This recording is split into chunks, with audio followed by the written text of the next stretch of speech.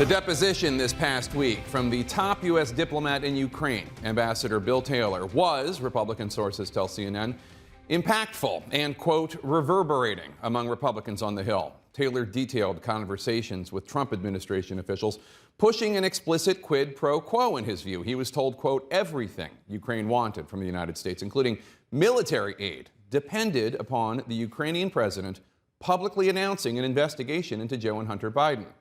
The White House has been relentlessly attacking Ambassador Taylor. What you're seeing now, I believe, is a group of mostly career bureaucrats who are saying, you know what, I don't like President Trump's politics, so I'm going to participate in this witch hunt that they're undertaking on the Hill. There's no evidence for that, and the president then called Taylor a never-Trumper, and there's no evidence for that. And he said that all never-Trumpers, quote, are human scum. Human scum.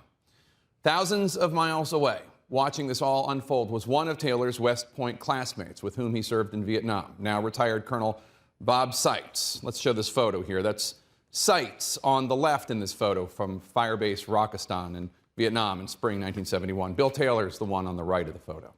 For 18 months, Seitz and Taylor jumped from helicopters and rucked through the jungle-covered mountainous terrain, enduring, Seitz told me, quote, fatigue, hunger, bad weather, dying, killing, and a lot of terrible wounds. They were rifle company commanders of the 506th Regiment of the 101st Airborne, the same regiment from the World War II book and miniseries Band of Brothers. The motto of the 506, Currahee, meaning we stand alone. To easy company, victory, and Currahee! Seitz told me that Bill Taylor of Alpha Company was and remains the embodiment of the United States Military Academy cadet prayer, which says in part, quote, make us to choose the harder right instead of the easier wrong, and never to be content with a half-truth when the whole can be won. Colonel Seitz told me he has been enraged listening to President Trump and White House staffers lie and launch personal attacks on his friend Bill Taylor. Taylor even extended his tour in Vietnam an extra 6 months. None of those attacking him ever stood up for their country the way Bill did, Seitz told me. Taylor's service to his country continued as a diplomat, working for every administration since 1985, serving as U.S. Ambassador to Ukraine under President George W. Bush. Former General and Ambassador to Afghanistan Carl Eikenberry telling me, quote, Bill always volunteered for the tough posting in combat with the U.S. Army during the Vietnam War, Afghanistan, Gaza, the difficult spots in the Middle East, unquote. In Iraq, Taylor came under fire in both Baghdad and Fallujah.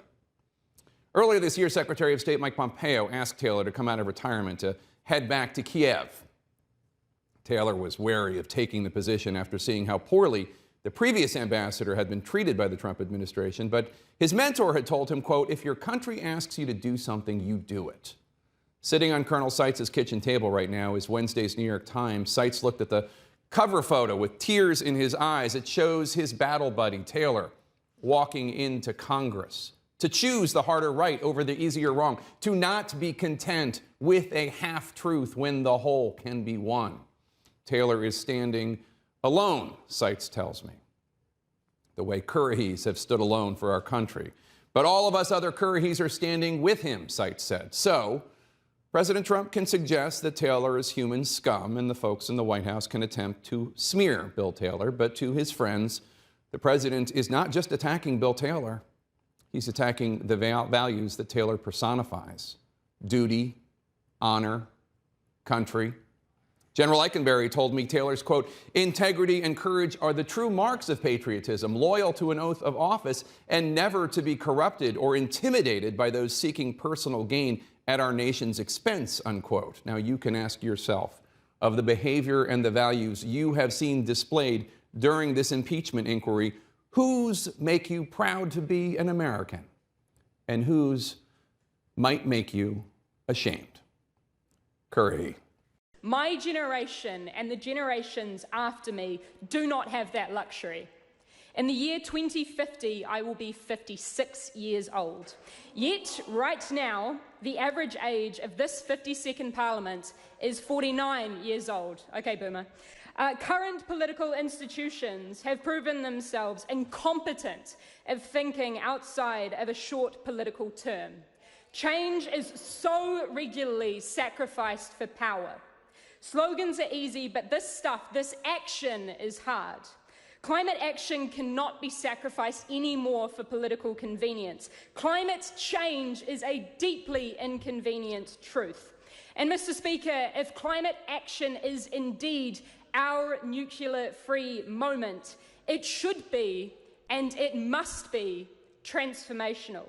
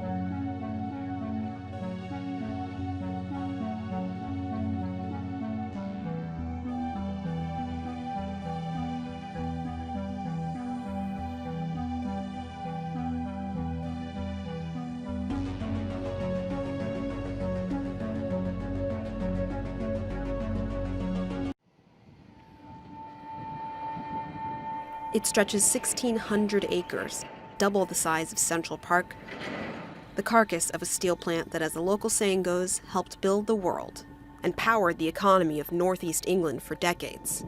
It's steel holding up global landmarks like the Sydney Harbour Bridge. When this plant abruptly closed in 2015, more than 2,000 people lost what were well-paid and secure jobs. It's laid dormant ever since. Such a huge wrench for a community that has been based in steelmaking for more than 100 years. 32-year-old Mayor Ben Houchin was born and raised here. 2 years ago, he was elected to the newly created role, overseeing a cluster of cities in a region known as Teesside. What was it like growing up here? It was an amazing place. It still is an amazing place, but we just need to reinvent ourselves. A reinvention he believes starts with Brexit. Where? Only by breaking up with Brussels, Houchin said, can the UK government act on his proposal, turning the old plant site and its surroundings into a special tax-free zone called a free port. Having a free port based here would mean potentially zero tariffs, zero duties. Wouldn't it be easier to attract manufacturers if the UK just stayed in a customs union? Well, ultimately, 70% of people in the local area voted to leave the European Union. And I think one of the reasons was because the government wasn't able to intervene, for example, to stay the local steelworks. Houchin said turning Teesside into a free port could generate tens of thousands of new jobs in a region that desperately needs them. Unemployment in some areas of the Tees Valley is more than double the national average. They can't possibly take anything else from us because everything's gone. Frankie Wales worked in the steel plant for 15 years. He now runs an amateur boxing gym in the Teesside town of Redcar.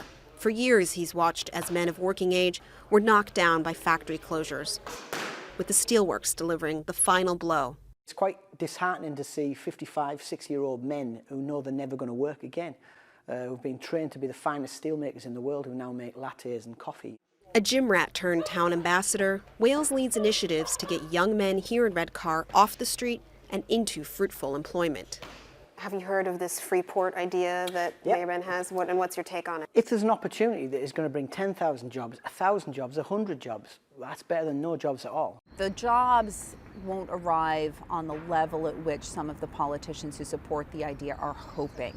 Economists like Cambridge's Meredith Crowley say it's unlikely a free port will help Teesside overcome the negative effects of Brexit. Where you see big job growth would be in a country like China, where you have very, very low-skilled workers earning very, very low wages. So there, opening a free port will create a lot of employment opportunities.